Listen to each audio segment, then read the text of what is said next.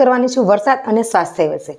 વરસાદ આવે એટલે આપણે શું કરીએ છીએ? પહેલાં તો છત્રી લઈ લઈએ છીએ, પણ શું તમે તમારા સ્વાસ્થ્યની છત્રી પણ તૈયાર રાખી છે? પ્રશ્ન: વરસાદમાં વાતાવરણ છે ને એકદમ ઠંડુ હોય છે ને ભેજવાળું બને છે, એટલે આપણને શરદી થાય, ઉધરસ આવે, ઇન્ફેક્શન જેવી સમસ્યાઓ વધી શકે છે।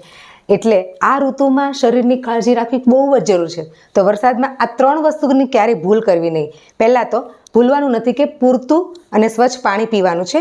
બીજું છે તાજા અને પૌષ્ટિક ખોરાક યાની કે ભોજન લેવાનું છે, અને રોજ થોડો સમય શરીરને એક્ટિવ રાખવાનું છે, યાની કે કોઈ પણ વસ્તુ કરી શકો છો એમાં, કારણ કે સ્વાસ્થ્ય સારું હશે ને તો જ વરસાદની મજા બમણી થઈ જશે।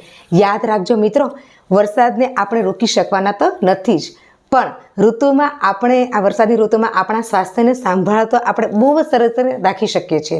તો આ વરસાદમાં એક નિર્ણય લઈ લેજો, વરસાદની મજા જો લઈશું ને તો સ્વાસ્થ્યની કાળજી પણ રાખીશું। તો આ વિડીયો તમારા પરિવારના એક વ્યક્તિ સુધી જરૂરથી પહોંચાડજો। Thank you. જય શ્રી કૃષ્ણ।